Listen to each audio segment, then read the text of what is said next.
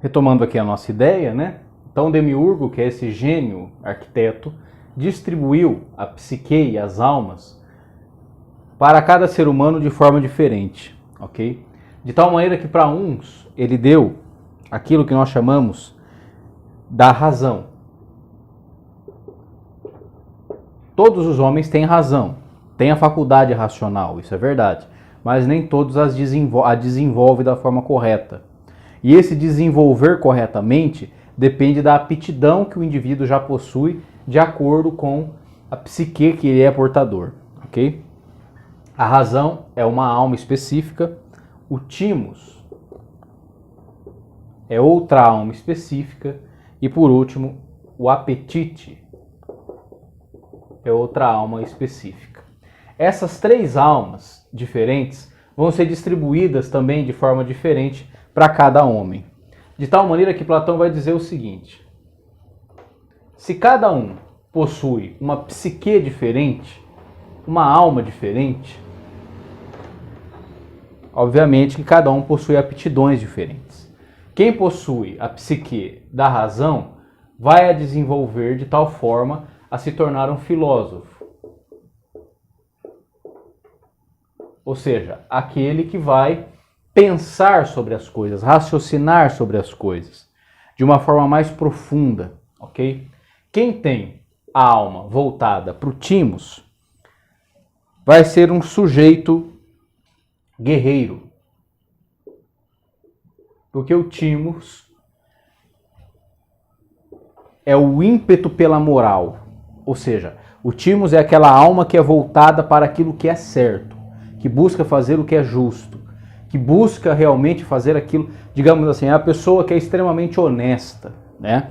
Essas pessoas também têm naturalmente uma vontade de batalhar por isso, né? Portanto, fazer algo pela sociedade, né? Ser um guerreiro, ser alguém que compõe o corpo dos soldados, enfim, lutar pelo que é justo e tal. Platão vai dizer, bom, quem possui esse tipo de alma tem de se tornar um guerreiro, porque ele tem uma facilidade para a guerra, para o manuseio das armas e por aí em diante. E quem é dotado de uma alma possuinte de apetite, ele na verdade é aquele que vai, digamos assim, ser governado pelo trabalho manual, ok?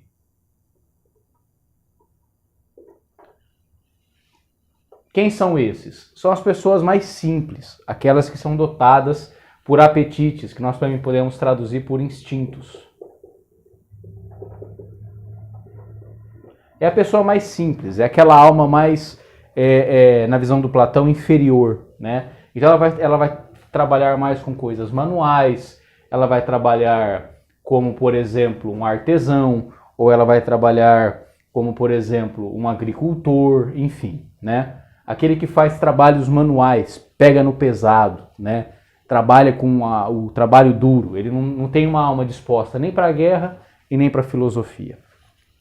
Com isso, Platão quer dizer o seguinte: o que é a justiça no fim das contas? É um todo ordenado, perfeito? Então, o que é uma cidade justa? O que é uma polis justa? O que vai fazer com que a sociedade seja justa, harmônica, ordenada?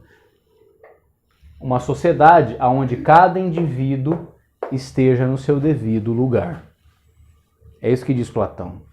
Uma sociedade só consegue ser justa se cada indivíduo que a compõe esteja de acordo com a sua psique, esteja de acordo com a sua alma. Como assim, professor? Dá um exemplo. Muito simples. Platão vai dizer o seguinte: uma sociedade jamais será justa se, por exemplo, quem tem uma alma disposta à razão estiver fazendo trabalhos manuais. Por qualquer motivo que seja, tá? Por que isso? Porque ele vai executar esses trabalhos de uma forma mal feita. Isso vai prejudicar o andamento da sociedade. Você vai precisar, por exemplo, de um artesão, ou de um carpinteiro, ou de um eletricista na nossa sociedade moderna, mas esse cara, na verdade, ele tem uma alma, uma psique voltada para a filosofia, mas por algum motivo que seja, ele não conseguiu executar isso. Então ele não vai fazer aquilo bem feito. Ao invés de fazer o negócio, ele vai ficar filosofando, né? Então isso vai prejudicar a sociedade, né? Na visão do Platão. Do mesmo jeito, se você tem uma alma, uma psique, timos, voltada para o timos, e você não se torna um guerreiro, mas você, sei lá, vai fazer qualquer outra coisa da vida, você também prejudica a sociedade, o andamento da sociedade. Por quê? Porque você não está fazendo aquilo para o qual você é vocacionado. Para Platão, todos nós, a nossa psique, a nossa alma, já nos vocaciona para determinado lugar na sociedade. Que lugar é esse? É aquele lugar que nós temos facilidade, que nós dominamos. Ora, se eu domino determinada área, é porque a minha psique está voltada para aquilo e eu estou em harmonia com o cosmos. Lembrando todos que na concepção grega, o universo chama-se cosmos. Lembram-se disso, né? O que é o cosmos? Tanto que é daí que vem a cosmologia, não é? O que significa cosmologia? Cosmologia é a visão de mundo.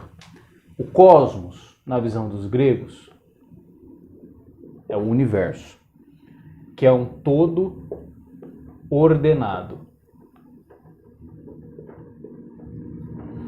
O universo não é um monte de coisas desconexas, um monte de matéria escura suspensa no ar. Não.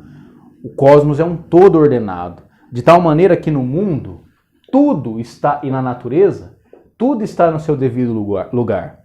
O sol está no seu devido lugar, a lua está no seu devido lugar e por aí em diante. De tal maneira que, se houvesse qualquer modificação no lugar originário, tudo estaria em desordem. Se o Sol se mexesse, saísse da sua órbita, nem que seja por 10 centímetros, o mundo derretiria. Se a Lua se movesse do seu eixo, a maré, o mar cobriria a Terra. Então Platão diz o seguinte: se tudo está organizado, a sociedade também só ficará organizada se os indivíduos que a compõem agissem de acordo com a sua psique.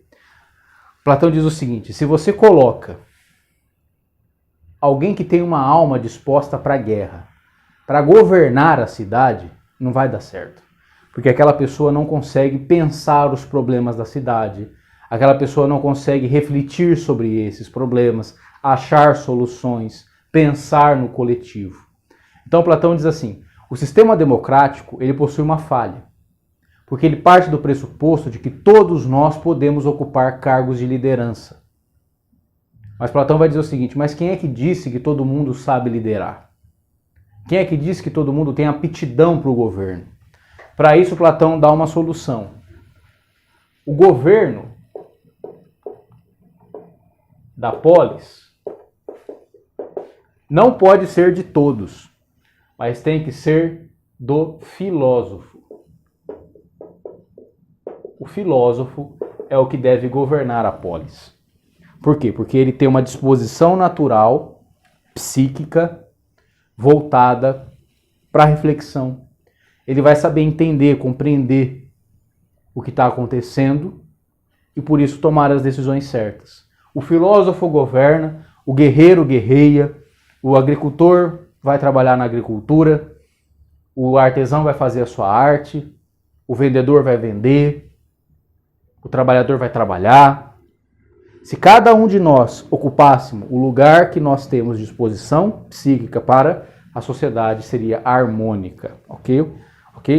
Então quer dizer, a cidade justa para Platão, ela precisaria ser uma cópia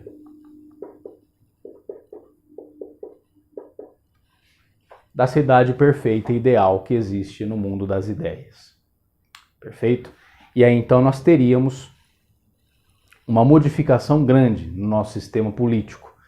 E aí então Platão critica a democracia, né? Então fica aqui a reflexão platônica sobre o conceito de política. Sobre como que a sociedade deveria estar organizada. Platão teve um discípulo chamado Aristóteles, que vai seguir o seu mestre em alguns aspectos, refutá-los em outro e melhorá-los em outros tantos. Então agora, na nossa próxima parte da aula, nós vamos começar a falar da filosofia do Aristóteles. E o Aristóteles vai aprofundar essa questão da sociedade platônica, dando exemplos, ok? Então a gente volta daqui a pouco.